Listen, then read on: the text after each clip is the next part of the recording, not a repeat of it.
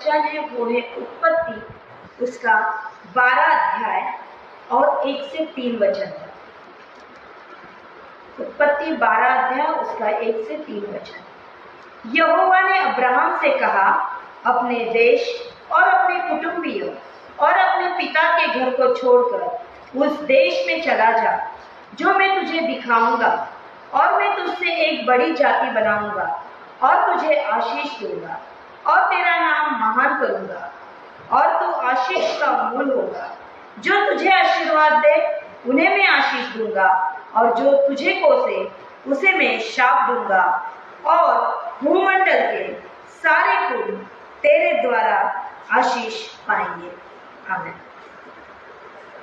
मेरे भाई बहनों, आज 31 दिसंबर, आज बहुत सी कलीसिया में मिडनाइट सर्विस होती है जो रात को 12 बजे होती है। बहुत से पास्टर्स आज के दिन, कल के दिन परमेश्वर की आशीष वचन या बहुत से भविष्यवक्ता अपनी कलीसिया के लिए, मसीह लोगों के लिए भविष्यवाणी बताते हैं। अभी हम देख रहे हैं इंस्टाग्राम, फेसबुक, सोशल मीडिया, इसके ऊपर हम देख रहे हैं कि बहुत से पास्टर्स मसीह लोगों के लिए भविष्यवाणी बता रहे हैं। ऐसी ही एक भविष्यवाणी, ऐसी ही एक प्रोफेसी परमेश्वर ने अब्राहम के साथ की थी। अब्राहम को आशीष दी थी, और क्या आशीष दी थी? उसके साथ उसने उसे एक आज्ञा भी दी थी कि उसको कहा था कि तू अपना देश और अपने कुटुंबिया और अपने पिता के घर को छोड़कर उस देश से चला जा, मैं तुझे दिखाऊंगा। परमेश्वर ने उसको अपना पिता का घर, अपने घर को छोड़ने को बोला, क्योंकि हम जानते हैं कि अब्राहम जो है वो शुरू से परमेश्वर को मानने वाला था, जानने वाला था, लेकिन उसका जो परिवार है वो एक मूर्ति पूजक परिवार था। वो एक मूर्ति बनाने का काम करते थे, और बाइबल कहती है कि परमेश्वर कहता है कि तू उस घर को, उस परिवार को, उस देश को छोड़ जा, और जो देश मैं तुझे दूंगा उस देश में चला जा। और हम जानते हैं वो देश कौन सा है? इजराइल देश, जो आज दुनिया का मध्य है, दुनिया का सेंटर है। अगर हम हमारा नक्शा भी देखते हैं तो दुनिया का सेंटर जो है वो इजराइल देश है। वो वहाँ पे लेके जाने के लिए उसे बोलते हैं, और परमेश्वर उसे आशीष देता है, और मैं तुझसे एक बड़ी जाति बनाऊंगा और तुझे आशीष दूंगा और तेरा नाम महान करूंगा। मेरे भाई बहनों, ये वचन, ये आशीष सिर्फ अब्राहम के लिए नहीं है, बल्कि हम सब विश्वासी के लोगों के लिए है, क्योंकि हम भी आशीष की संतान है, हम आशीष के वारिस है। अब्राहम, इसहाक और याकूब के द्वारा हम उस आशीष वचन की संतान है। हमें कभी भी हमारे दुख, तकलीफ, मुसीबत इसकी ओर नहीं देखना है। हमें हमेशा ये याद रखना है, हमें हमेशा ये खुद से बोलना है कि मैं आशीष की संतान हूँ, मैं अभिवचन आशीष की संतान हूँ, और ये बात हमें हमेशा याद रखनी है। मैं तुझे आशीष दूंगा और तेरा नाम महान करूंगा। मेरे भाई बहनों, अगर हम ये किताब देखते हैं, हम ये किताब पढ़ते हैं, तो हमें बहुत सी आशीष दी गई है। हम वायदों की संतान हैं, हमारे साथ बहुत से वायदे परमेश्वर ने किए गए हैं। लेकिन ये सब होने के बाद भी आपके और मेरे जीवन में दुख है, तकलीफ है, मुसीबत है, परेशानी है, बीमारी है, हम कर्जे में हैं। तो ऐसा क्यों? क्योंकि परमेश्वर का वचन खुद कहता है कि परमेश्वर से मुख से निकला हुआ हर एक शब्द पूरे किए बिना विफल नहीं होता। उसका हर एक वायदा वो पूरा करता है। फिर आज हमारे जीवन में दुख, तकलीफ, मुसीबत क्यों है? कई बार हमारे लिए प्रभु के दास आशीष वचन पुकारते हैं, हमें प्रोफेसी देते हैं, हमें भविष्यवाणी देते हैं, लेकिन मेरे भाई बहनों, हमारे जीवन में ऐसा होता है कि वो भविष्यवाणी मिलने के बाद भी हमारे जीवन में दुख आते, तकलीफ आते, मुसीबत आती। ऐसा क्यों होता है? ऐसा क्यों होता है? अगर हम बाइबल को ध्यान से देखें, ध्यान से पढ़ें, तो हम ये जान लेंगे, हमें इसका उत्तर मिल जाएगा, हमें इसका कारण मिल जाएगा कि हमसे वायदा करने के बाद, हम वायदों की संतान है, हम अभिवचनों की संतान है, हम आशीषों की संतान है, फिर हमारे जीवन में दुख क्यों है? किसी दास ने, किसी प्रभु के सेवक ने हमारे लिए कोई भविष्यवाणी की, और उस भविष्यवाणी के बाद हमारे जीवन में और सारी मुसीबतें आई। क्यों? अगर हम बाइबल पढ़ते हैं तो अब्राहम को आशीष वचन दी गई, लेकिन उसके लिए उसको इंतजार करना पड़ा, उसको इंतजार करना पड़ा। उसको आशीष वचन दिया गया था कि तुझे संतान होगी, 25 साल इंतजार करना पड़ा। क्योंकि परमेश्वर हमारा सब्र देखता है, परमेश्वर देखता है कि हमें कितना धीरज है, हमें कितना धैर्य है, हम विश्वास में कितना बने रह सकते हैं। हम देखते हैं कि परमेश्वर ने योसेफ को वचन दिया था, उससे वायदा किया था, उससे आशीष दी थी कि मैं तुझे अधिकारी बनाऊंगा, मैं तुझे बड़ा बनाऊंगा, लोग तेरे सामने झुकेंगे, तुझे नमन करेंगे, तेरे भाई, तेरे पिता, तेरे लोग तेरे सामने नमन करेंगे। फिर हम देखते हैं कि यूसुफ एक गुलाम बन के मिस्र में चला जाता है। वहां उसे सिर्फ वो गुलाम बन के नहीं रह जाता, उसको उस कालकोठी में डाला जाता है, उस पर झूठा इल्जाम लगाया जाता है जो गुनाह उसने किया भी नहीं। क्यों परमेश्वर ने ऐसा किया? परमेश्वर उसे डायरेक्ट मंत्री बना सकता था, परमेश्वर उसे डायरेक्ट अधिकारी बना सकता था, लेकिन नहीं। परमेश्वर देखना चाहता है कि जब हमारे जीवन में दुख तकलीफ मुसीबत आते हैं, जब हमारे जीवन में बीमारी आती है, जब हमारे जीवन में कर्जे आते हैं, तब भी हम परमेश्वर में कितना बने रहते हैं। हम उसके आशीषों की तरफ देखते हैं या हम पतरस की तरफ थोड़ी समय के लिए बहक जाते हैं। हम जानते हैं कि पतरस जब पानी में चल रहा था, जब तक उसकी आंखें प्रभु यीशु पर थी, वो पानी पे चलता रहा, लेकिन जब उसकी आंखें उस तूफान की तरफ गई, उस पानी की तरफ गई, वो डूबने लगा। क्या हमारा भी वैसे ही होता है? कुछ पल के लिए हम पतरस की तरह बन जाते हैं, ये परमेश्वर हमें देखना चाहता है। कुछ पल के लिए हम अब्राहम के लिए हो जाते हैं। अब्राहम जैसे हम देखते हैं, हम उसे विश्वास का पिता कहते हैं, लेकिन जैसे हर घर में होता है कि जब बीवी या पत्नी हट करती है, जिद करती है, तो उसकी जिद के आगे उसे झुकना पड़ता है पति के। और अब्राहम को भी वही हुआ कि अपने पत्नी की जिद के आगे वो झुक गया और उसने हागार का स्वीकार कर लिया, और आज उसके द्वारा इश्माइल, जिसे हम मुस्लिम कंट्री कहते हैं, वो तैयार हो गई। तो परमेश्वर हमें देखना चाहता है। हम देखते हैं कि परमेश्वर ने दाऊद को वचन दिया कि मैं तुझे इजराइल का राजा बनाऊंगा, और दाऊद के साथ क्या हुआ? वो जंगलों में भागे भागे घूम रहा था, फिर रहा था शौल के डर से।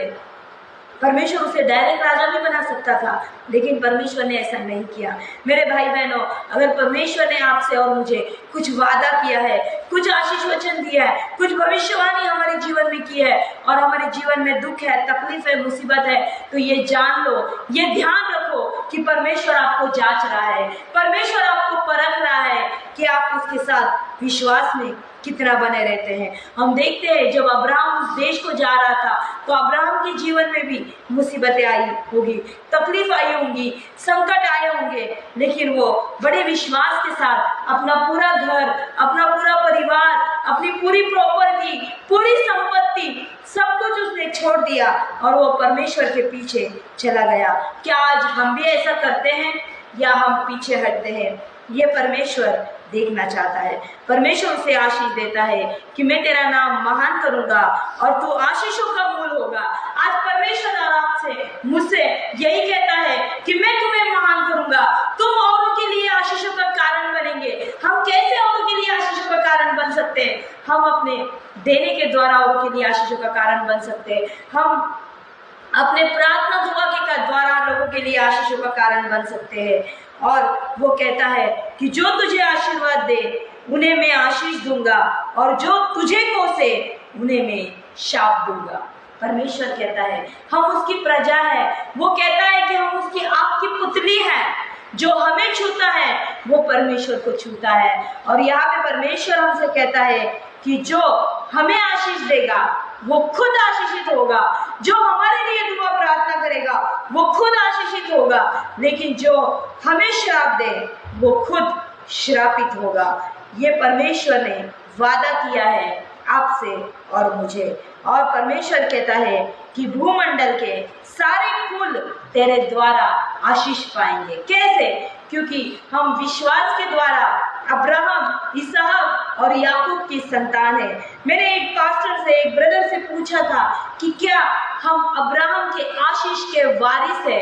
तो उन्होंने कहा था नहीं, हम आशीष के वारिस है, लेकिन आत्मिक आशीष के वारिस है, भौतिक आशीष के वारिस नहीं है। पर यह बाइबल में ऐसा कहीं भी नहीं लिखा है। अगर हम विश्वास रखते हैं तो हम आत्मिक और भौतिक दोनों भी आशीष के हम वारिस हैं, क्योंकि यहाँ पे अब्राहम को परमेश्वर ने कहा था कि तेरे द्वारा भूमंडल यानी पृथ्वी में जितने भी कुल है, चाहे वो कौन से भी जाति का हो, कौन से भी धर्म का हो, कौन से भी देश का हो, कौन से भी राज्य का क्यों ना हो, लेकिन वो अगर परमेश्वर पे विश्वास रखता है, वो प्रभु यीशु मसीह को अपने उद्धारकर्ता के रूप में स्वीकार कर लेता है, तो वो जरूर आशीष पाएगा। क्योंकि यूहन्ना 3:16 कहता है कि परमेश्वर ने जगत से ऐसा प्रेम किया कि उसने अपना इकलौता पुत्र दिया, ताकि जो कोई उस पर विश्वास रखे उसका नाश ना हो, बल्कि उसे अनंतकालिक जीवन मिले। परमेश्वर हमें मृत्यु के बाद और मृत्यु के पहले दोनों समय वो हमें आशीषित करना चाहता है, वो हमें आशीष देना चाहता है। हाँ, लेकिन कई बार ऐसा हो सके कि हमें ऐसा लगे कि अरे परमेश्वर ने हमसे ये वायदा किया है, परमेश्वर ने हमसे ये वचन दिया है। बाइबल में 365 दिन के लिए 365 वायदे हैं परमेश्वर के वचन है, लेकिन फिर भी आज हमारे जीवन में दुख है, हमारे जीवन में तकलीफ है, हमारे जीवन में मुसीबत है। तो मैं वही बात फिर से कहना चाहूंगी जो मैंने पिछले टाइम मैसेज देते टाइम कहेगा कि किसी के पाप की वजह से या किसी के पास्ट की लाइफ की वजह से आप उन्हें ना परखें कि इसने ये पाप किया है, इसके लिए इसके जीवन में दुख है, तकलीफ है, मुसीबत है। नहीं, बल्कि परमेश्वर अगर आपके जीवन में कुछ दुख तकलीफ मुसीबत आ रहे हैं तो वो इस वजह से है कि परमेश्वर आपको और मुझे परख रहा है, परमेश्वर आपको और मुझे उस आशीषों के काबिल बना रहा है। अगर परमेश्वर ने आपको सेवा के लिए चुना है, लेकिन आपकी सेविकाई में रुकावट आ रही है, आपके जीवन में दुख आ रही है, तकलीफ आ रही है, मुसीबत आ रहा है, तो परमेश्वर आपको उस सेविकाई के लिए लायक बना रहा है।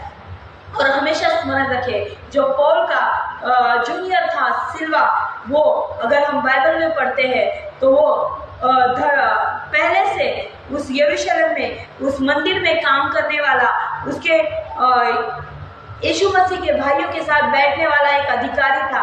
लेकिन अगर परमेश्वर ने उसको पौलुस के नीचे किया, उसके हाथ के नीचे उसकी सेविकाई के लिए मददनीश करके दिया होगा, तो परमेश्वर ने उसको कितना तोड़ा होगा, कितना उसको मराड़ा होगा, कितना उसके काबिल बनाया होगा।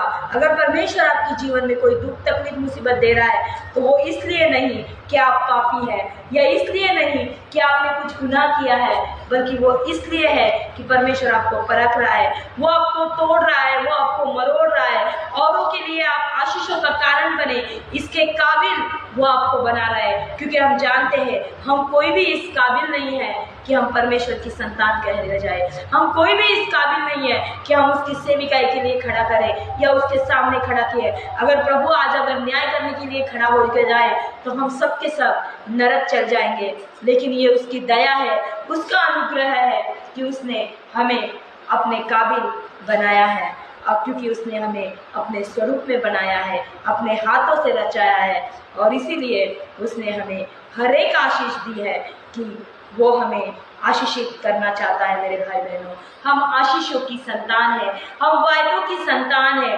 कभी भी इस बात को ना भूले।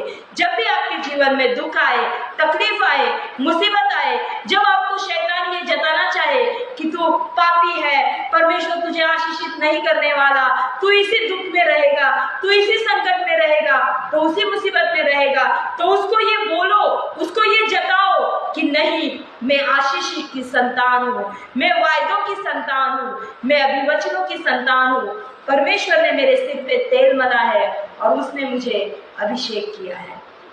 परमेश्वर करे इस वचन के द्वारा परमेश्वर आपको ब्लेस करे, आशीषित करे। God bless you. आइए हम प्रार्थना करते हैं।